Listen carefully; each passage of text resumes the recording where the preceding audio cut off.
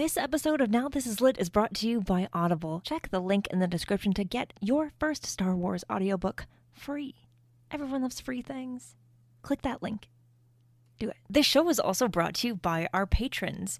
If you want to support the show in a different way, with just $1 a month, you can join our Patreon at patreon.com/StarWarsLitPod. You can get a sticker. You can get access to an exclusive show that we do every month that's wild and chaotic and fun and something you can only get by becoming a member of the Patreon. There'll be so many more perks very, very soon. But for now, do you want a sticker? Do you want a sticker that has a Now This Is Lit logo? Because it's fantastic and I love them. But I also want to give them away because there's just a stack of stickers on my desk. So if you want one, $1 a month. Patreon.com/StarWarsLitPod. A long time ago in a galaxy far, far away.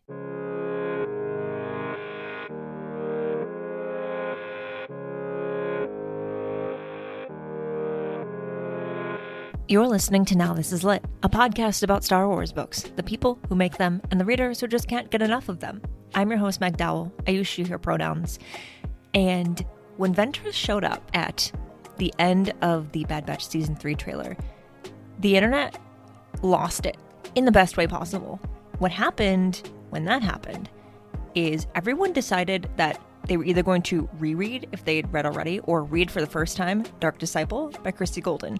And that was amazing to me. So much so that I thought, wouldn't it be a great idea if we talked about the book in depth on the show? This show started in 2022.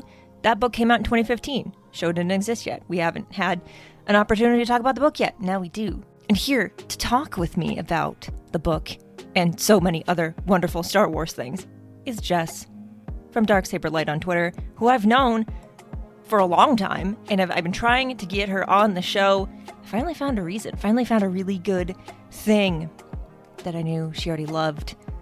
Once again, I'm talking too much. Enjoy our spoiler-filled conversation as much as we enjoyed recording it.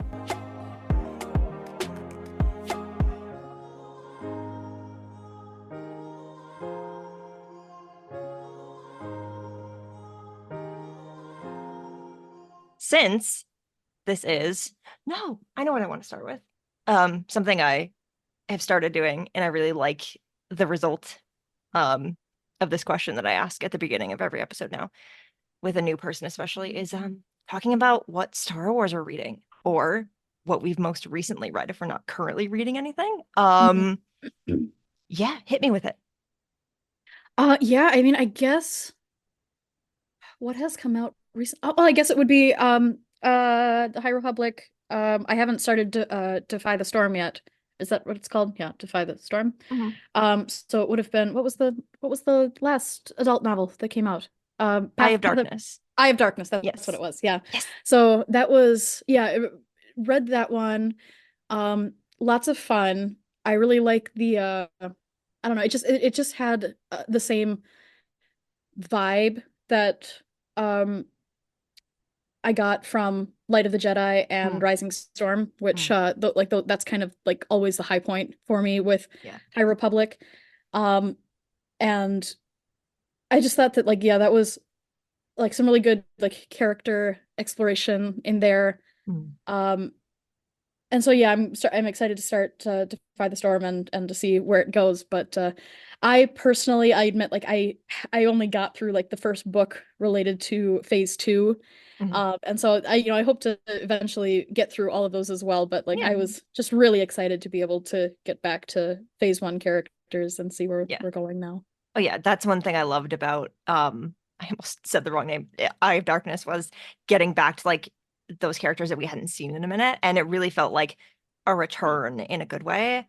And like I loved those characters so much more than I did in Phase 1 because it had been a while, because like we'd gotten so much since then, and because the book was just so good, and I think like really connected me with the characters, I think, better than all the previous ones in Phase 1 had for me. And so I came back in this book and I was like, I am sold, I am in, we're here, we're back, we're ready. And I'm not ready for it to end. It's still a year out about until we get the last story, but it feels like I'm not ready. We've been with the High Republic for so long. Yeah, I don't know. I'm not convinced that they'll leave it fully. I mean, I don't know. Yeah. Maybe they'll have to kind of leave it considering the Acolyte will be kind of monopolizing that time period. I know that, Yeah. that's been an issue with things like, books related to The Mandalorian that get canceled because things especially related to Mando history and culture are, it's probably all under embargo because it's an Yeah. active question for the really high up people. Right. But yeah, I mean, I know that like well, first off, the end of phase 1 destroyed me. I mean, that's Yeah. just I personally will never get over that. And No. I mean, there's really no way that they can help me come back from that. It's just something I accept. Yeah. But in terms of like, I know that they had always structured it as like the phase 2 was going to be a prequel, but what's kind of funny is that like you, like I really struggle with connecting with characters. So when this whole High Republic was announced, I was like, okay, I'm a little bit skeptical. It's always hard for me to get into new characters. I'd always prefer to read books about canon characters, and especially at least 2 canon characters, and like, Master and Apprentice or stuff like that. Yeah. But I also knew that like if I got into it and like really gave it a shot, like that you'd be with these characters for a while. And so I think that for me, it was like, I got that they wanted to do a prequel with phase 2. Personally, I think that like if I had been in charge of it, I would have preferred if the prequel was still with phase 1 characters, but maybe we see the Firebrands when they're younger. So then kind of like in, I know it was kind of modeled after the Skywalker saga. The characters that we were seeing in the prequels were still characters who were relevant to the story later on. Right. So I personally would have preferred that because like you're right, like we jump back into phase 3, and the nice thing about that is I no longer feel like it's hard to connect with those characters because we've been with them for so long. But we're also like already in phase 3 and it's gonna be done. Yeah. Yeah. But I mean, if the first few books in this phase have been any indication, like what we're gonna get for the rest of it is just gonna be really, really, really good. I can't wait. Yeah. And it'll be I'm so excited about the Acolyte. Like that was a project that I wasn't terribly excited for until I was at Star Wars Celebration and we saw that first trailer for it, and you see the white and gold robes on screen, and we know that we're getting our girl Vernestra, and so like it's like I'm just so incredibly excited for that, and I really hope that kind of like Andor has been able to do its own thing. I'm hoping that this being a new storyteller telling stories in a completely new time and whatnot, I'm hopeful that it'll actually allow the storytellers to be a little bit bolder. I think that the way that I feel in regards to like legacy characters like Obi-Wan and even these characters from the Mandoverse that are all showing up, like it just feels like they're not willing to take risks for a lot of them, and it just kind of feels like they want to play it safe because like as long as it's successful, like let's not rock the boat. But then Andor comes in and it's just its own thing. Yeah. And I think that the Acolyte could be very much a similar type of project. Yeah. Yeah, and like I like the stuff they've been doing like in with the Mandalorian and around that time period. And I think it's cool to have all of that connected, but I almost wish like like they're doing with the Acolyte or what they did and are doing with Andor is like I would like some variety, like give us stuff in other eras. Like I like the stuff that's like between episode 6 and 7. Like it's great. But well, especially because of Bo-Katan. But like I need, skip around a little bit. Like that's what I like is like seeing different characters and like different points in the timeline. That's what makes me happy. So I'm also looking forward to the Acolyte. Whenever we're getting that. We'll see. I'm with you about Bo-Katan, but I do think like if you're committed to this character and this period, why don't you mention her sister? That they had we need to talk about this. They had an opportunity. They had many opportunities. We got a series helmed by her sister and her Jedi. And neither one of them, Obi-Wan's story was about love and loss. Bo-Katan's story was about reclaiming the planet her sister ruled for so long.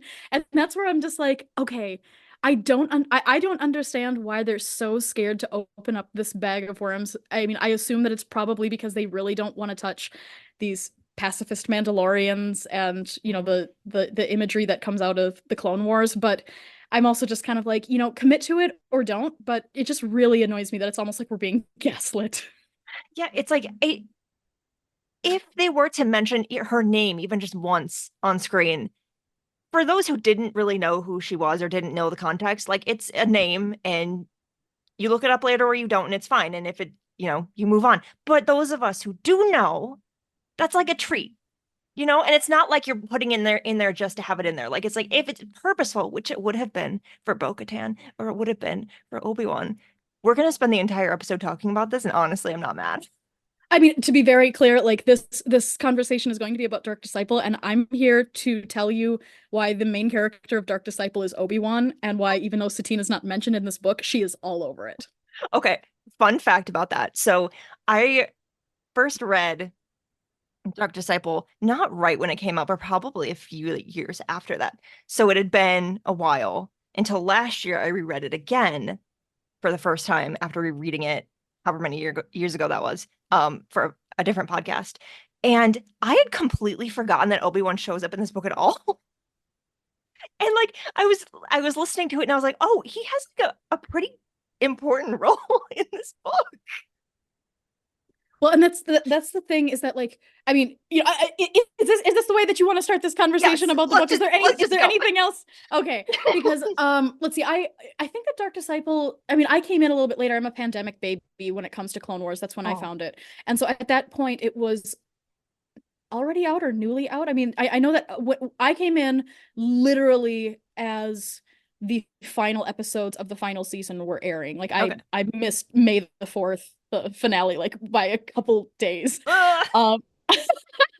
Not that I would have understood it even if I was able to watch it in real time, but I think that Dark Disciple was one of the first books that I probably read after I really became a fan. I think it was probably Master and Apprentice and then Dark Disciple. And I was excited for it, but like I said, like sometimes I have a hard time with connecting with characters that we don't know too well. And obviously, like Quinlan shows up in one Star Wars or one Clone Wars ep, and I mean, it was enough to be like I liked that it's a book about two canon characters and their relationship together. And so even though it was only building the basis on that, like it was enough to like I was hooked immediately. I absolutely love it. Christy Golden just knocked it out of the park. It is probably for me the most like the book has a kind of cinematography to it that like just it clips along, and Christy Golden is so good at getting all of those beats where you can see that it was meant to originally be on screen, but she still fills everything in a way that doesn't feel like it's manufactured, like she's just trying to fill space. It feels so she did such a wonderful job, because now as I look at it I go, I would still love to have seen it on screen, but if you ever did, you would have to go back to the original screenplay, whatever was there, and you'd have to take out so much of what Christie added that I almost wouldn't want it, because I can't imagine what you take out in order to get it into a runtime where it makes sense, even though this was supposed to get like 6 or 8 episodes. But I mean, I was hooked immediately. I love the story of redemption.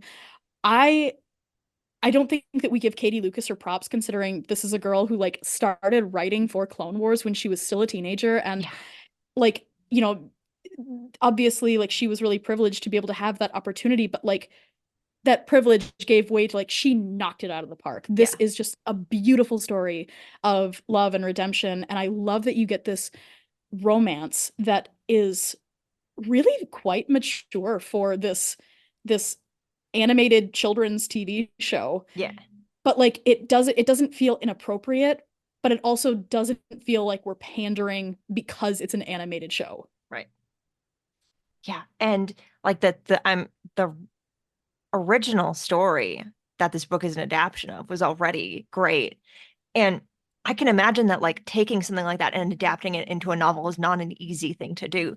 But the final product that we got, we don't know like what she added and all of that like exactly, but for her to be able to take that original thing and add, probably just because it's an animated show and the episodes are shorter and it's all broken up in a certain way and things like that, probably added so much depth and emotion and all of this. every time, because I think I've read this book 3 or 4 times now. Every time I read it, I'm like, this is just like top tier. More books like this, please.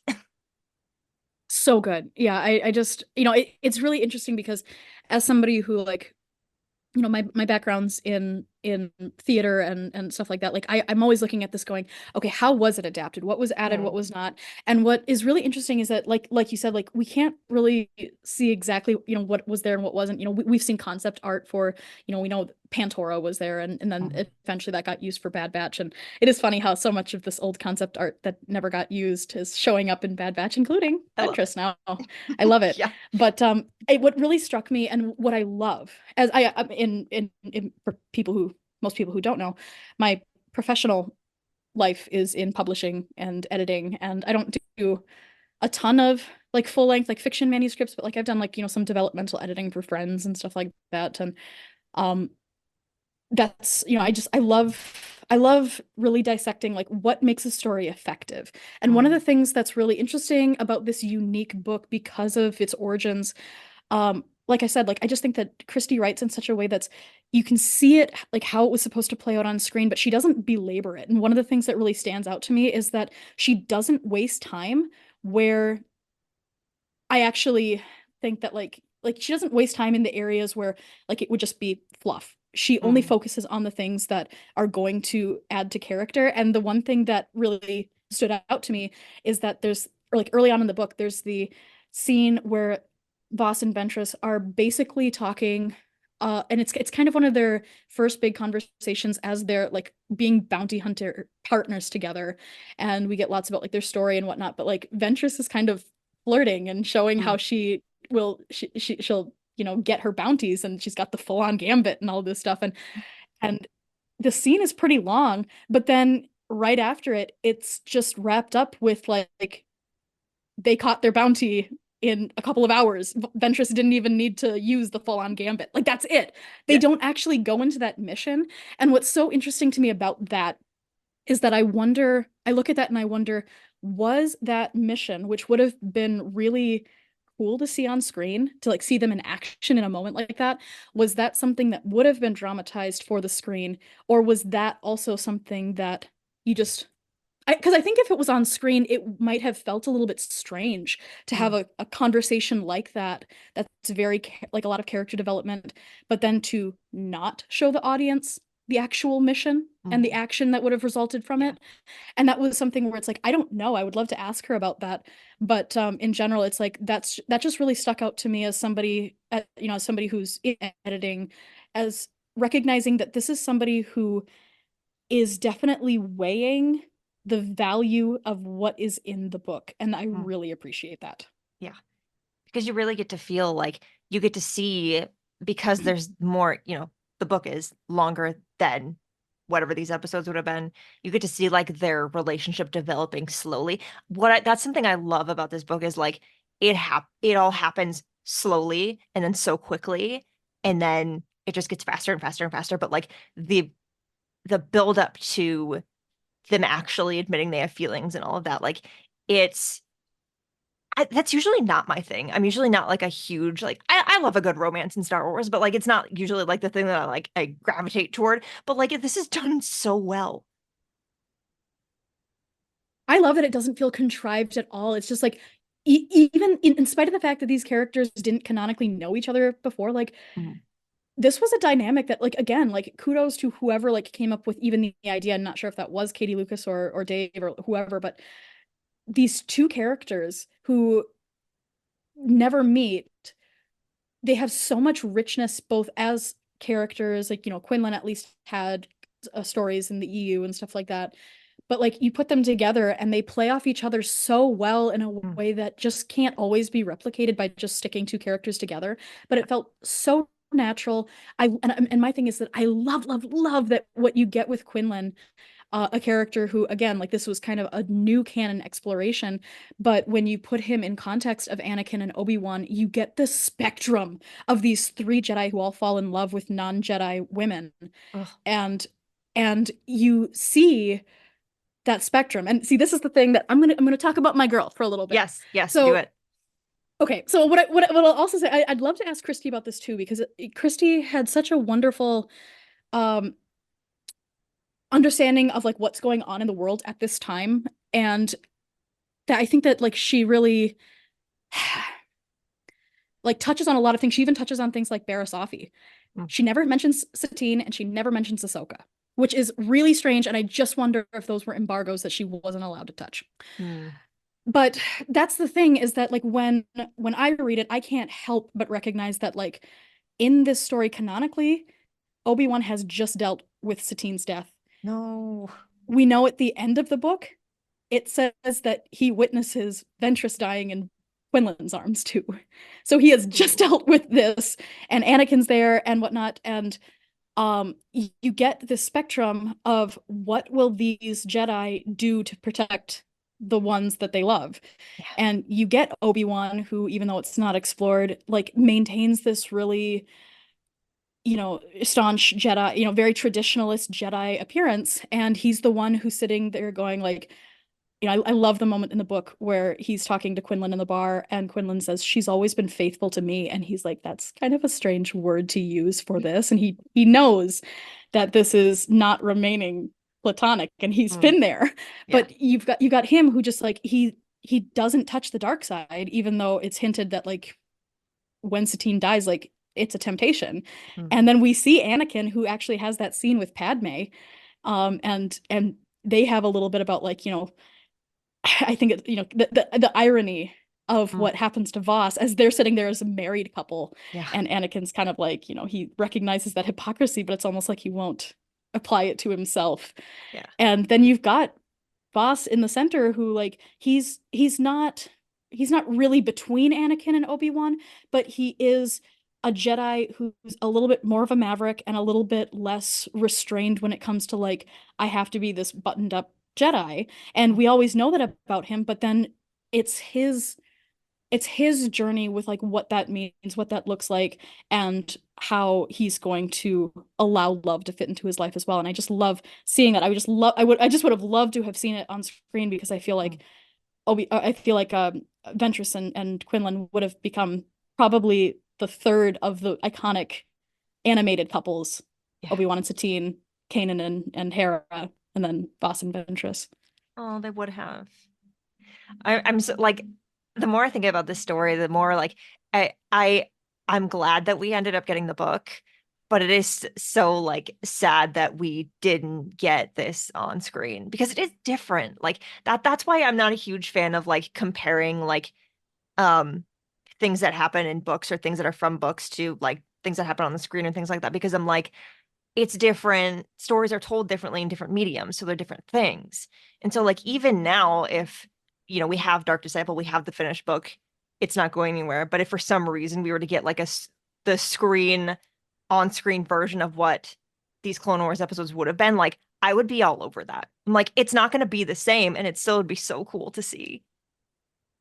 I think that it would be so cool to see, especially like because you're right. Like for those of us who are like really deep into all of this, like we don't have a problem with having a book that's a canon book and it fits in, even though it's kind of difficult to like mash it all together. But like again, like I said, for me, as I read the book, like I know that he's not the character we see the most of, but Mm. to me, I read this book and I'm like, this is Obi-Wan's story. And the reason why I Mm. say that is because if you were able to put it back into context of the animated show, what we have is more of a focus on Obi-Wan. And for me, it's all about Obi-Wan's thesis, which is, it's hard when the Clone Wars is more of an anthology. It's not so much, of an overarching story. And so sometimes it's kind of hard to pull out like how are these characters changing? But for Obi-Wan, like in spite of the fact that other than Mandalore and then the Reiko Hardin arc, like he doesn't have a ton of arcs that are really devoted to him. Yeah. But for me, it's all about that last moment in the final episode, or the final episode that he's in, where he tells Ahsoka that the council isn't always right. And Mm. it's so important because within the last season, he has seen Yoda and Ki-Adi-Mundi basically say like, don't go to Mandalore. We can't help the Duchess. And then he watches her die. And then he watches basically all of them turn against Ahsoka. and she leaves. And then the third part of the trifecta of him like being able to say that, be able to say the council isn't always right, is this book. And it's that moment at the end where he says, we were wrong, and Ventress is the one who saved us. And I think that that is like, it's such a beautiful moment because it's really everything that makes Obi-Wan Obi-Wan. And again, I'm going to bring it back to Satine, but like what's actually really funny is that if you look at the novelization that first came out with the arc where she meets her end, that novel was originally written with the first version of the script, and her final words are very different. And so in the version that we got, she says, it's all about her love for Obi-Wan and like their connection, which I love, but at the same time, in the original script, her final words are something like, never lose sight of what you believe in. I never did. And that's something that like I just love that, because as Obi-Wan watches his entire world just fall apart around him in this 1 year canonically, you can see why he kind of finds it in himself to be able to stand up to the council and really be able to start thinking about things in a more nuanced way. And that's why I just love that. Like, I think that this would have been such a beautiful arc for Obi-Wan if we had been able to see it on screen as well. I love the part, I love and I hate the part where he finally like realizes like, oh, something's going on. I need to go like tell someone about this. And he goes to Yoda and he's like, dude, there's something wrong. And Yoda's just like, nah, it's fine. And I'm like, no, it's not fine. It's like, that's such a good characterization of Yoda and how he would handle that situation, because he just lives for the drama. He's just like, sometimes you have to go down the dark path. And I'm like, what does that mean?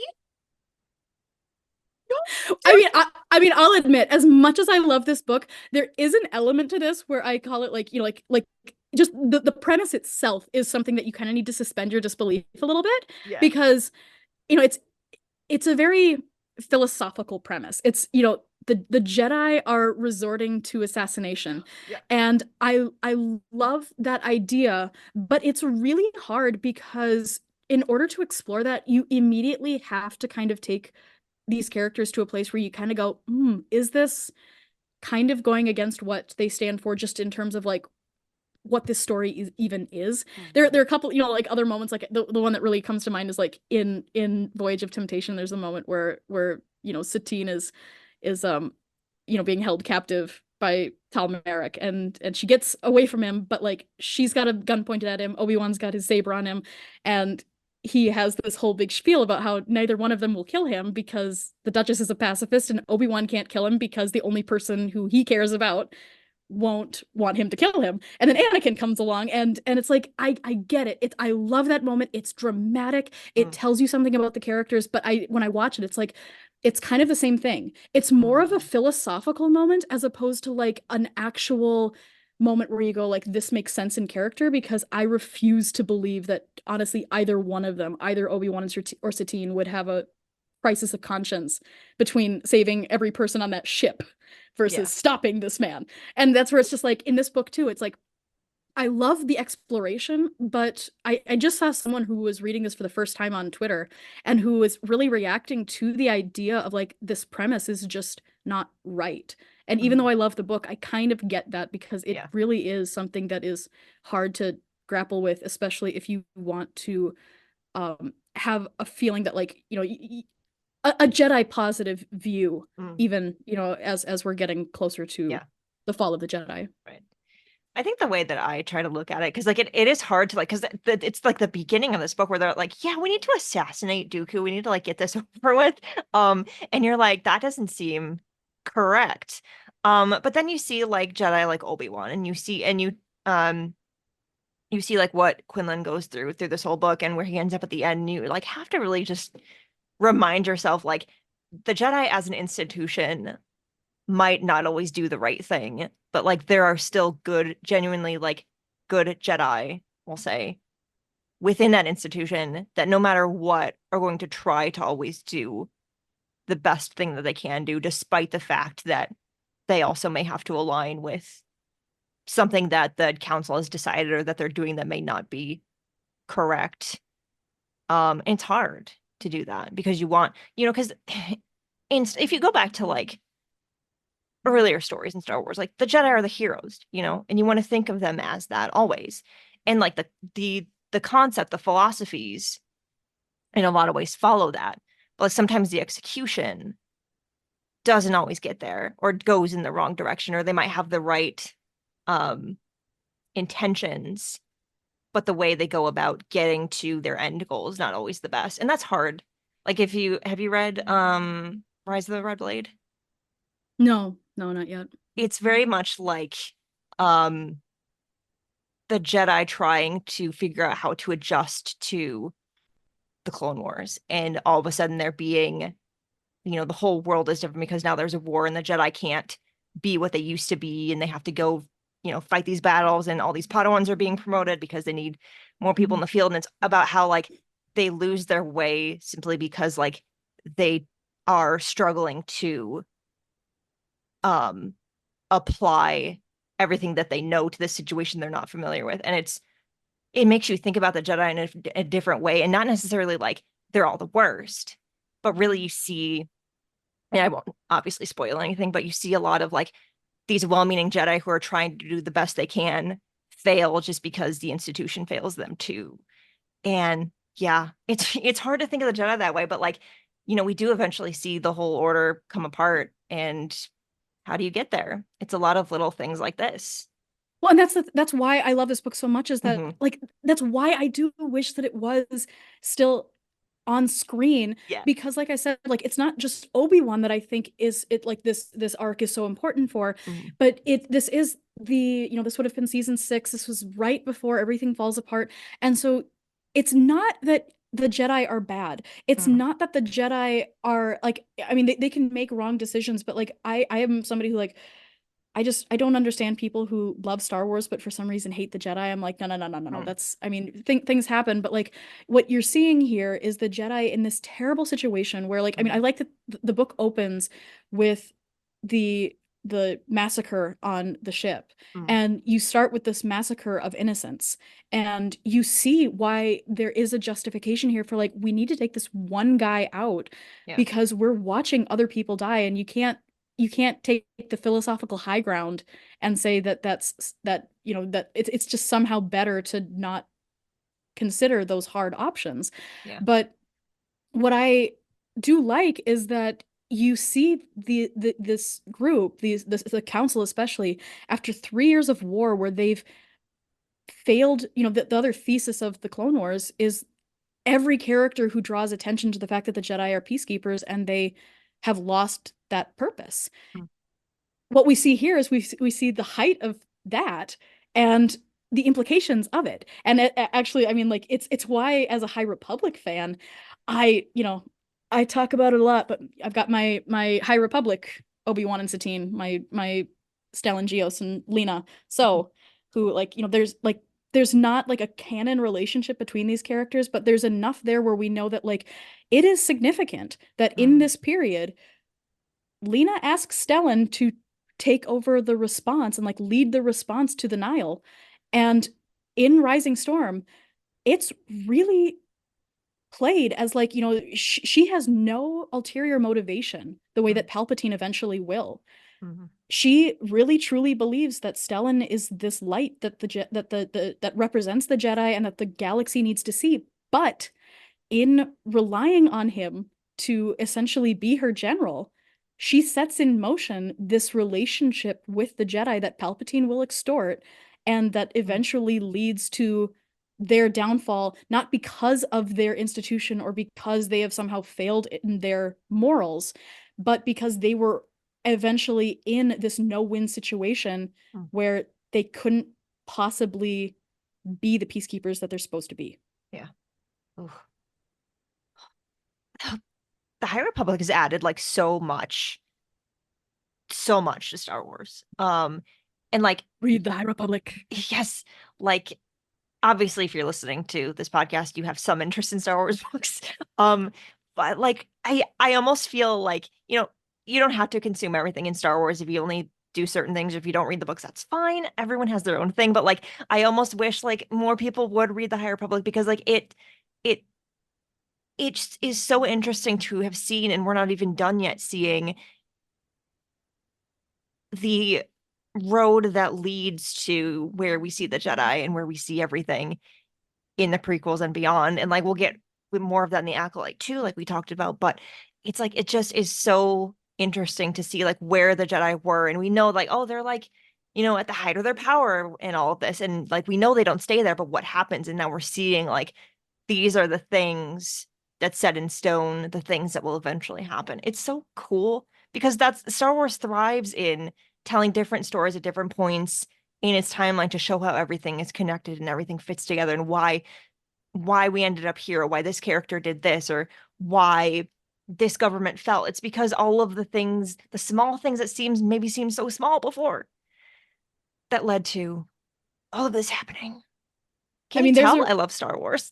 Me too. I mean, there's a reason why, like, I have 2 history degrees in real life. And I've told people, like, my mom's sitting here like, where are you going to use these history degrees? And I'm like, I use my history degrees every day in analyzing a fictional galaxy that actually has a really rich understanding of politics and culture. And, everybody always makes fun of the Phantom Menace for being about trade routes. Trade routes are how all of these things start. Yes. And that's what I love, is that it's so mundane, but it's in those moments of mundanity that you end up getting a galactic war, because this is what keeps, it's the lifeblood. It's, it's these mundane things that we can just wrap up in the phrase politics, but it's what keeps the galaxy running. And so when we get into the Clone Wars, which people always like compare, oh, which is better, Clone Wars or Rebels? And I'm just like, they're apples and oranges. Yeah. Rebels is a beautiful story telling this intimate story of a family and how they are affected in this post, or this imperial world. The Clone Wars is an anthology. It was never meant to be this overarching story so much. I mean, there are arcs where you can see that, but it's meant to show the complexity and the grandness of this galaxy, so that when you do get the rise of the Empire, you see how everything was at stake and everything falls because of it. Exactly. See, this is why I wanted to have you on the show. This is why. I love when people are like, Star Wars is not political. I'm like, you're just saying words. You don't know what you mean. I mean, it's like fine, if you don't want to focus on that, then go. And I've never understood the people who get so wrapped up in, oh, these clones are wearing this version of armor, or this ship is called. I'm like that's great, but like for me, it's like the reason why Star Wars just grabbed a hold of me in a way that I never expected is just because like it's not like sci-fi for me is very philosophical, but fantasy is very like it's very real in a way that's like tangible. Like it's exploring concepts that are about what it means to be a human in society. And I think that Star Wars just does such an amazing job, and that's why I've always looked at it as like, this is our modern mythos. Like this is more than anything else, this is the thing that we look to that asks questions about good and evil and what it means to be human. And I feel like a book like this is like, the reason why I love a book like this so much is because that thread of humanity is just always right there. I love the exploration of like the Force and like almost the theology that comes with that. But like for these characters, the other thing that's just like so powerful is that in spite of their circumstances, of like what Ventress has gone through, or even in spite of the situation that Voss finds himself in, which is, oddly, something that he is kind of his own making, but also kind of not. Like there's this recognition that like in spite of your circumstances, you choose your allegiance, and you can either choose the light or you can choose the darkness. And there are several different moments where when Voss is fighting the creature on Dathomir, it has a line where it's like Voss made his choice and he chooses the dark and he chooses to kill that creature. And then the moment before Ventress steps in to sacrifice herself for Quinlan, there's like the chapter ends there too, where it's just like, it just says Ventress chose. And I just love that like there's that element of like we are products of our societies, and we have so much that might be either working for or against us, but ultimately like we have to choose what side we're going to be on. And that's like, this story is just so powerful because both Ventress and Voss have to touch the dark and feel that, but then also see like this, I don't have to give into this and I can choose a better way. I'll ask this, or I'll get into this because this is going to lead into the other thing we're going to end up talking about. I have complicated feelings about the ending of this book. Feelings that may change, I suppose, depending on how the next few weeks / months go in other Star Wars storytelling. We'll see. But I don't love the fact that, okay, I like I like the fact that she does sacrifice herself to save him, and that's kind of her moment of like, I will do anything for you. Your life matters to me, all of that. That's fine. And I do like the ending, and it's beautiful where they bring her back to her homeworld and all that. But like, I don't like the fact that she didn't get to survive this story. Like, I have come to accept it, and I do think that the way that it is done is beautiful and elegant, and like it's the best way that you could have done it. But it makes me sad that like there's yet another love story in Star Wars that doesn't end happily. What do you mean? It's not like all three of these Jedi who I put on a spectrum all have to deal with the fridging of their female love interests. I don't love it. I understand like it serves its purpose. It is powerful. It makes you feel emotions, and all of the things that it accomplishes what it sets out to accomplish. But like, why do these characters not get to go through their journeys, come to all these realizations, grow, change, fall in love, and then get to live their lives? Like it happens so many times, and like I don't love it. I still don't. This book has been out for almost 10 years, and I still am like, she didn't get to experience the after. All of this happens, and they get to this turn, and they get to this final moment, and she saves him, and then that's it. And then they have to say their goodbyes, and I don't like it.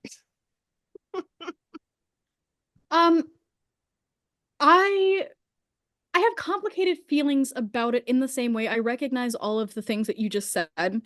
I don't think that I struggle with it quite as much for several reasons. I personally just don't get as upset when characters who need to atone do so through their deaths. I think that a lot of the fandom perception of that has been driven by a certain character that they just think was taken away unjustly, and they can think that. Personally, that's never really struck me in that way. Yeah. Two, the book was written, the book and even the screenplay was written both at a time when they knew that the Clone Wars would be coming to an end, and so there's kind of a finality there. But also, the show had literally been canceled, and so there's kind of just an aspect of like, I don't think that it feels like it can continue. Yeah. Three, if you allow that to happen, you necessarily have to make some very strong proclamations about the Jedi and their lifestyle that would have enormous implications that I just don't think, like, I wouldn't think it was wrong to explore that. I would love that kind of exploration. But I also think that if that had happened in a book like this, it would have really overshadowed what it was really about. Yeah. Because then you have to really reconcile with, like, Ventress asks Voss if he's going to leave the Jedi. Yeah. There's a lot of nuance, both between what characters in universe think the Jedi can do in terms of romantic relationships, and also out of universe, the way that people look at the Jedi. Yeah. You've got George Lucas who, say like the Jedi definitely aren't celibate, but you've also got, just kind of, I think that in the last 10, 15 years, the perception, like driven by Disney and even the Clone Wars itself, it doesn't leave a lot of nuance for that. Like, you're definitely like you definitely get a lot more proclamations that like this is a group of essentially celibate monks. Like that's who they are. That's what they are. Yeah. And so I love like when you get scenes like in Master and Apprentice where you have Qui-Gon Jinn and Rael Aberros talking about how they're perceiving what the code allows for. But I do wonder, like, what is a happy ending for this book? I don't really know. Like, is it just her surviving? Can they be together? Would they be together? Would he leave the Jedi? How does that all fit in? And what's actually kind of funny is that depending on what we find out about Ventress, they might actually be the first couple that has a chance later on, considering we know that he survived Order 66. Yes. But I do think that, like, if I had to take a like I said, it doesn't bother me as much, but if I had to choose a different option, I think what I would have done is have her survive, but they're still essentially separated during Order 66. They lose track of one another. So then, because I just don't think that you can have what these characters stand for and what they're supposed to be doing in terms of this universe continue in that way, unless you really make a statement about like the uniqueness of this relationship. But I think that you could have her survive if they lose track of each other during Order 66, which if she has survived, essentially they do. Yes, let's talk about that. I mean, I think that, yeah, let's talk about that. Like, what are you thinking? Like, what are we going to be finding out in the next couple of weeks? Well, there's two ways to look at it.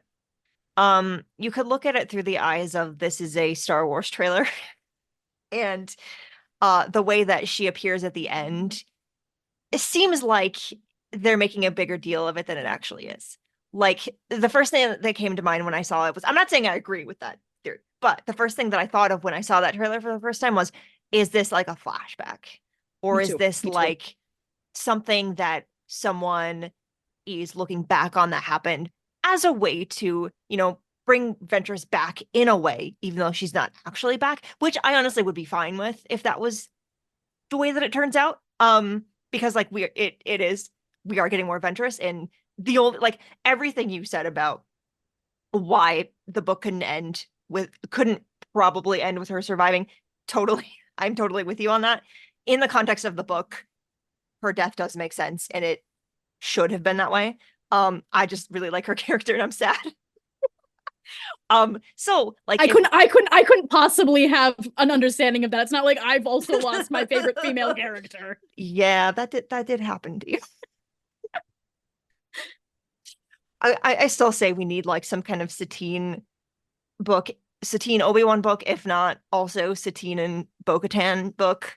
I've said this a million times, but if that's the reason that they're not doing anything with those characters in that time period on screen is because there are books planned, I'm fine with that, at least for now.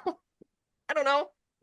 See, my whole thing is that for years I've sat here going, no, they must have plans for that story on screen, because it's just from what I know about the publishing situation, it's just all under embargo. People have been told they can't touch Satine, they can't touch Bo, they can't touch Corky, they can't touch any of them. Which is and what's actually really funny is that, you know, again, kind of thinking back to when all of this went down, like when the show was canceled, you know, the Disney merger was happening, and all of this stuff. Like, the last thing that Dave Filoni had said was that he has Obi-Wan and Satine's backstory completely planned out, and he's talked to people trying to figure out how to like work that in, but obviously they were ending. And so like, actually, I mean, that was why Kenobi and the Mandalorian not talking about those characters was just so strange to me, because before that, like, and I mean, truly it was the Mandalorian season 3 was kind of like the end of phase 1 of the High Republic. It was a moment that really changed me as a Star Wars fan for the worse, and something where I just don't think I can come back from it. And the reason why was because up until that point, because I knew about these embargoes related to publishing, I just assumed that Dave was going to be making good on his on those interviews where he just talks about wanting to bring that story into the canon. And when it didn't happen, either with Obi-Wan or with Bo, I just kind of went, okay, so what is going on with these characters? Like, why is this story so important within the Clone Wars, but it's just not making the jump to live action? And I don't know, I just kind of feel like, again, it kind of just gets into that tension of like being in this franchise where there's multiple storytellers who have different kinds of priorities, and that's not just the storytellers themselves, it's also the executives. So I don't know, you know, we have no idea who's pulling the strings here, but it is just really interesting as we think about like who gets the go ahead Like Yeah. obviously with the idea of Ventress coming up in Bad Batch, those would have been things that were talked about at really high levels. Yeah. And I am very grateful that we know that the creators of Bad Batch are like they have said that they love the book, they love Dark Mm. Disciple, and they are planning to like whatever they're going to do is going to take the book seriously. I think that fans will probably have different reactions to whether what that actually means. Mm. But I could definitely see like you when I first saw it, I thought for sure it had to be a flashback. Then when I watched it again, the way that it was the fact that it was cut shot of the Bad Batch, shot of Ventress, shot back to the Bad Batch in the same context and situation. Mm. Where like I get where people are saying like it's really clear that they're supposed to be in the same scene, and that could be all like very intentional editing, but it is very clear to me that it is intentional. Like we're Yeah. supposed to believe that Ventress is right in front of the Bad Batch. Yeah. I'm not sure how I feel about that, Yeah. but because of like are all of these feelings related to the ending, I'm also not totally opposed to her surviving. I do think that the water of life and like all of these things, like it Mm. does leave something open to that. Yeah. But I know that I will have very strong reactions to the way that this happens and whether I think it kind of um not retcons the book, but destroys some of its impact. I'll just say that. Yeah. My thing with it is like, would it be cool to have her like actually back and alive on screen? Sure. That's fun. As long as there's a reason for doing that. Because like you just said, like you don't want it to like take away from like even if it doesn't change the book, even if they're right in saying that they love the book, they're gonna honor the book or whatever the quote was, even if nothing changes and everything still aligns perfectly. Um, there has to be a reason to bring her back like that. Like you can't just do it just to do it, you know? Like the I can't think of because not knowing the context of let's just assume she's still alive and she's back and this is in the present. We don't know the context of like where they are, what they're doing, why they might need her help somehow or run into her somehow, or why is she there? What is she doing? What is her purpose there? And why do we need to know that? I'm hoping that I feel like it's I don't know how I feel about it either. I wouldn't be upset about it, you know, but also like I kind of need to know the why did we have to do this? Um, it's kind of like I loved seeing Hera in earlier episodes of The Bad Batch for the two episodes that she was in. Like I thought that was cool. Um, but like I also don't like bringing characters in just for the sake of doing it. Like there has to be a reason that you're bringing Ventress back. I'm struggling because I don't know. Yep. I think I'll have a lot more insightful things maybe to say when we've actually seen what this actually is because we still don't know. We have no idea. There's been no like indication of like oh like this is all these episodes are leading up to this big reveal. Like I don't know. I don't know. Well, I'm just grateful that like it sounds like we're very much in the same boat in regards Mhm. to we don't know what's coming, and depending on what's coming, we could either really, really love it or really, really hate it. There's really, honestly, there's probably very little in between. Like for me, it's all about whether or not you can justify it in a way that Mhm. makes sense and minimizes the impact it has to the book. I Mhm. think that unless it is a total flashback, which I don't think it is, Mhm. there will be an impact to the book, but I don't think that it has to completely negate it. Yeah. But I do think that like what I appreciate is that both of us are saying like let's give it a shot. Let's Mhm. let them tell the story that they have in mind and then we'll just react to it. We might love it, Right. we might hate it, but I just can't stand when people are like, "Oh, they're bringing this character back," and I'm either going to have like I'm going to have a real positive or a real negative conclusion about that Yeah. right now before we know anything. Yeah. I mean, because like at the end of it all, no matter what happens, like Ventress will somehow appear in the Bad Batch. That episode will end and we will all move on with our lives, presumably. And, regardless of how, like, what the context is and how we feel about it, like, it it presumably will impact the Bad Batch somehow. I mean, that's why I'm assuming she's gonna be there.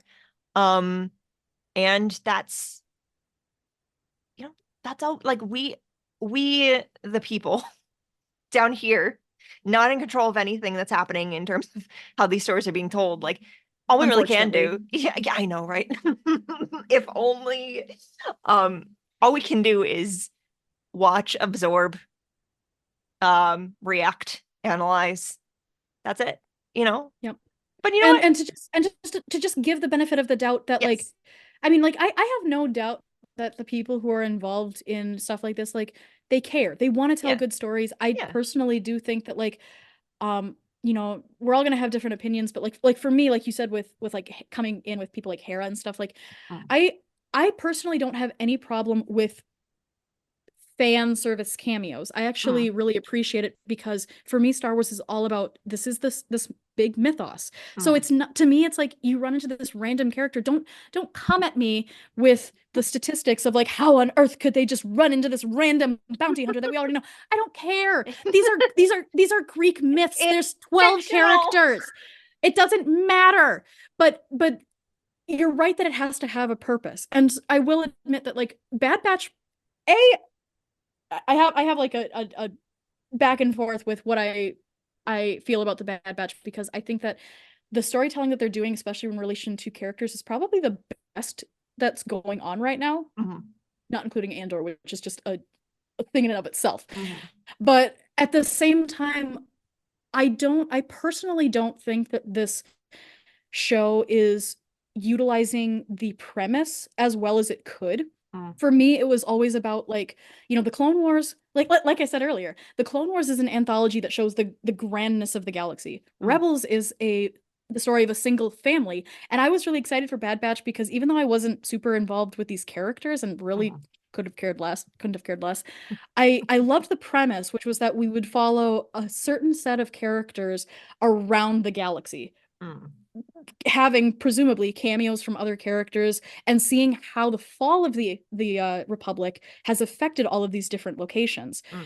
We've gotten some of that, Mhm. but I thought that we would get more of that in terms of them like going to each planet and like dealing with an issue and really diving into Mm. how people's lives have changed. And I wish that we could see a little bit more of that. But like Mm. like you said, and like what I'm saying, like it all gets back to exactly how you're using these characters and the premise in order to tell the stories. Mhm. Some people might think that things are more justified than others, but when it comes to Ventress, I have zero qualms about them using her as long as it feels like you said, like there's a purpose to it. Mm.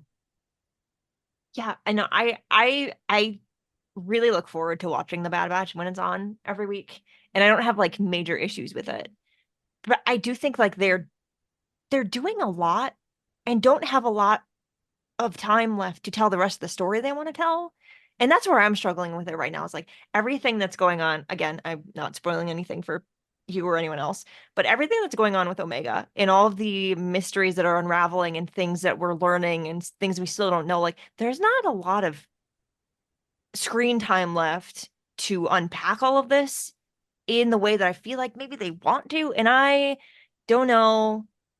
Again, I'm saying all this and we have not seen the rest of the show. So I say this not Yeah. knowing anything. But just at the moment, I'm like, I am curious about where you're going with this and why. I am really looking forward to the end of the show, just knowing like where have they been going all this time. Um, because the show started out as one thing and like it's stuck to its um what it's been trying to do in a lot of ways, but also I'm like I don't know what the end goal is, but I think that's the point maybe. I guess we'll see.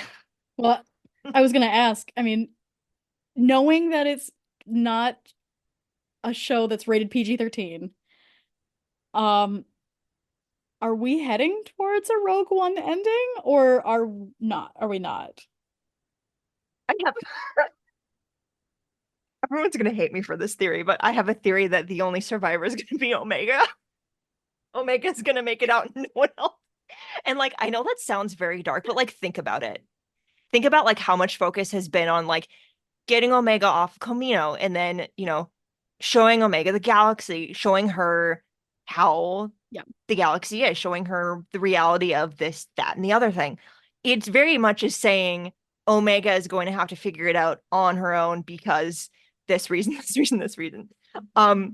Yeah. I don't It's the death of the mentor character. It's just that she's got like 5 or 6 mentor characters. I think that they would go that far for this show? Probably not, but like also I would not be surprised at the same time. I could Yeah, I could see it being implied without seeing. that is another way that they could do it. Why?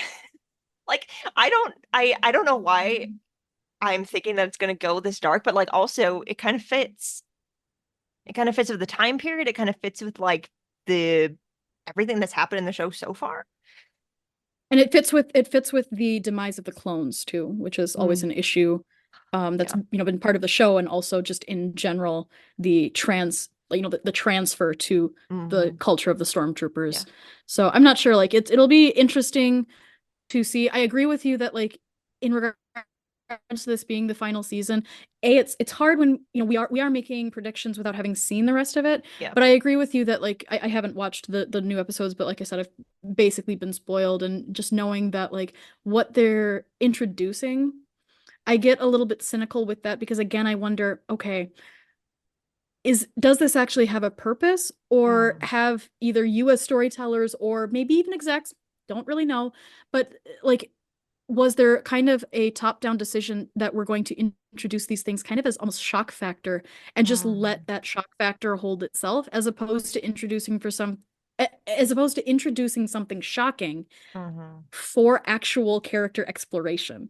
And I am not yet convinced that there's a purpose to what they're doing, even if they want us to feel like these are big changes.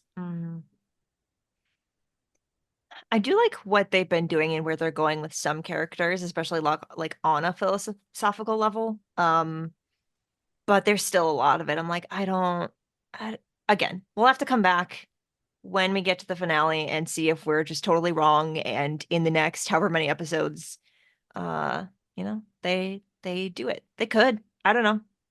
I mean, overall, like despite like all the things that I've just said, like I really do think it is a beautiful show. And I think it's some really good stuff has come out of it. And I think like it's made me think about a lot of things in the galaxy and Star Wars and connecting back to the real world. But definitely not on the same level as other past animated shows. Not that I'm, pitting them against each other, because I don't like when people do that, but we'll see. I'm not going to say anything else until I don't always like picking apart stories until we have the complete thing.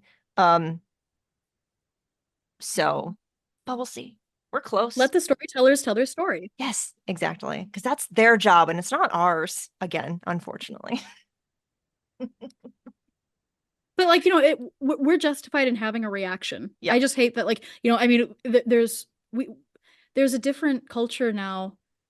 I always laugh when people talk about how much they love Clone Wars and whatnot, because I'm like, if Clone Wars was coming out right now, oh man, every week would be the fandom going, what is this filler episode? It's like, yes! It's not filler. It's just an anthology. Just learn what an anthology is, please. Like the entire first season, if not more, would be filler episode after filler episode.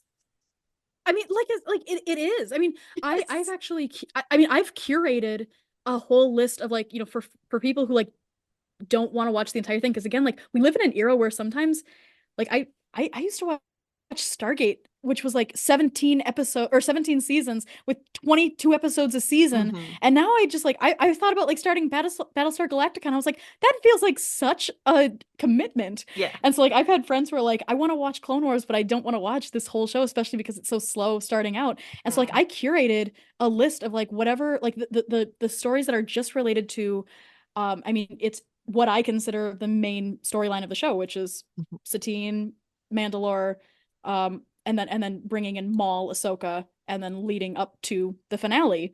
And there's an aspect that like I love that. I love that we get all of these other stories surrounding that, but like I Mhm. get that like today it would not hit the same way, and that is partially No. the reason why Bad Batch kind of sits in the middle between Rebels and and Clone Wars, where like it doesn't surprise me that a lot of people complain about filler, but like it's just a different kind of storytelling that isn't quite Yeah. as popular today, Yeah. but still like it works well with the premise. Yeah. Like we're getting 16 episodes per season, and like for some people that's like too many, and so like when you get those episodes that are like maybe like a little bit slower, a little bit more like um visually centered, or more like, the story itself is maybe not necessarily moving forward, but you're getting a lot of character development, character work, and characters are talking about things.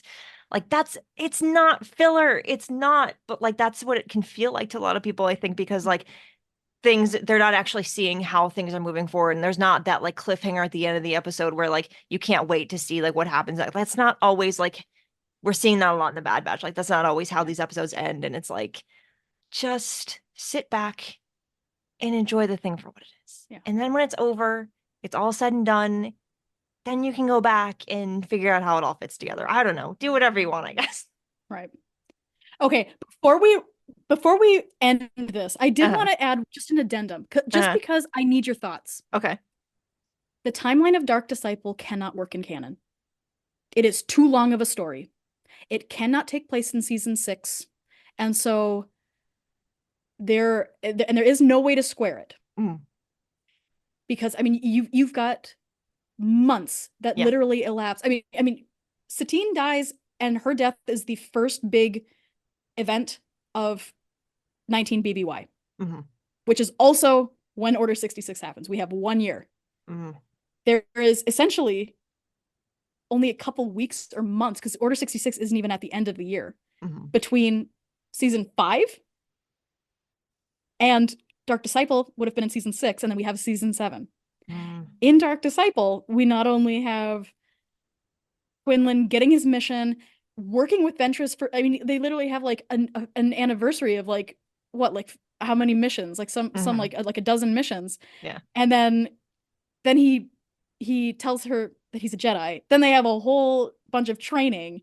Then he falls to the dark side, and there's months that elapse while Mm-hmm. he's in Dooku's clutches. They get him back, and then there are more months.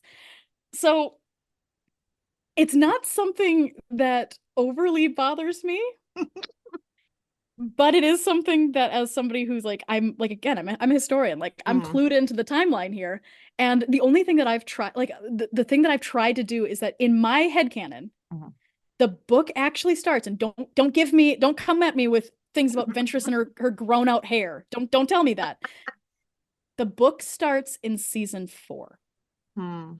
And then it actually spans season 5 and goes Mm-hmm. through season 6.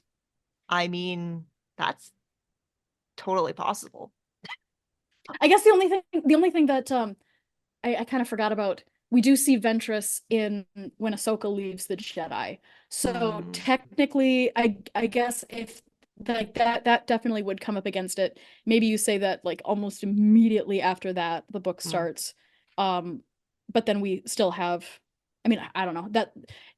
That's at the end of season 5 anyway. So again, Right. it doesn't work. It doesn't work. Yeah. But It feels to me very much like, if we were seeing like, that feels like a something in a book that doesn't translate well to screen, or the other way around, which is like, if we were seeing that on screen, we'd be seeing like the montage of the training and whatever, but you wouldn't actually know how much time was passing if you were just watching that on the screen. Like it kind of just like everything's happening, but you don't really know. But like in a book, it's more, they have to like acknowledge the passing of time and all that, and so you're more aware of it. I feel like that's kind of how I justify it, is like, if this was a Clone Wars series of episodes, or an arc, or a bunch of arcs, like you wouldn't like, because the Clone Wars as it is, like you don't know half the time what's happening when, because if you watch in a certain order, nothing's actually happening in the order that is chronological.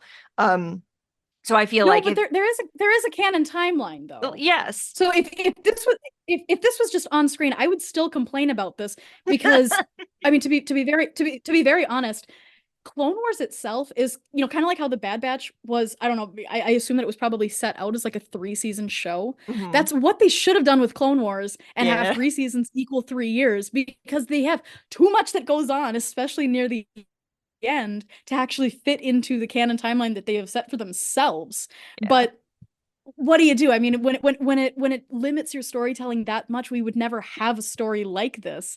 Right. So in my head, I try to justify it like it's going on while all of the other things are happening. Yeah. So at the start of it, it's much different for characters like Obi-Wan as well, because he hasn't gone through all of his losses too. So, but well, that is like, because as much as I love Star Wars, like telling stories like all over the place, and the problem with that is you get stories like the Clone Wars, or you get stuff like the Mandalorian, all that, where it's set in a very specific place and time where you can't really change a lot or do a ton of, galaxy shifting things in terms of like things that happen later, because you're stuck between this is a 3-year war and everything falls apart at this time and you have to lead up to it and all of that. So like you're kind of locking yourself in a way with some of these things, which is the downside. But I think they make it work most of the time. I still accept it. Like it's I you just got to recognize that like when you're telling a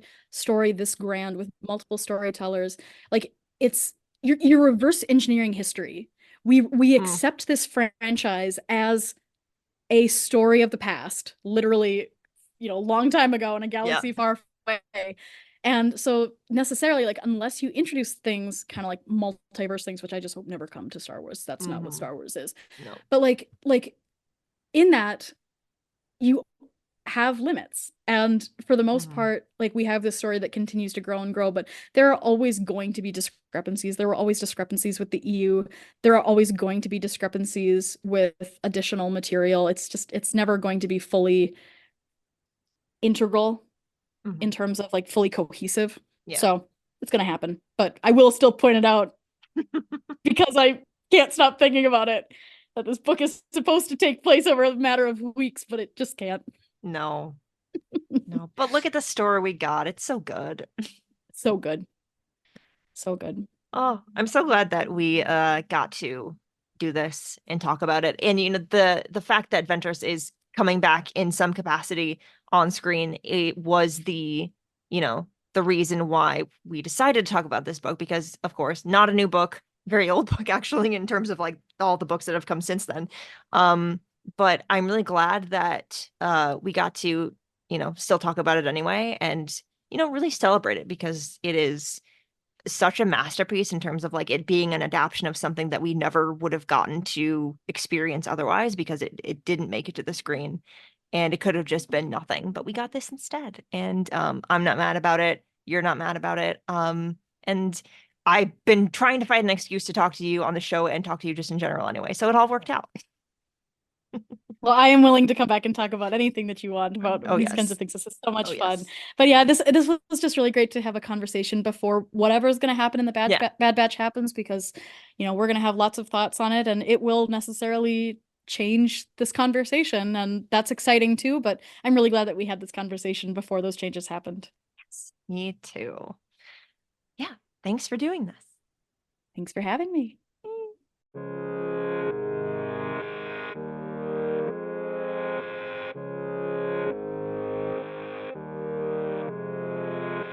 Now This Is Lit is part of the Faraway Fandom Network. It is produced by Devor Mondum and written, hosted, and edited by me. Jose Jimenez designed our podcast art. You can keep up with the show on Substack and Now This Is Lit, and find the show wherever you get your podcasts. There are so many ways you can support the show, and all of those ways are linked in the show description. The newest way is to become a member of our Patreon for $1 a month. You can get access to an exclusive show and a sticker. And if we get 500 people to support the Patreon per month, I can hire an editor. That would be great for me, and maybe for you too. So if you'd like to support the show with just $1 a month, you can do it that way. Or you can just keep listening and sharing the episodes. That is also helpful, and I appreciate it. For more book reviews and Star Wars Book Celebration, follow Star Wars Book Reviews on Instagram and TikTok.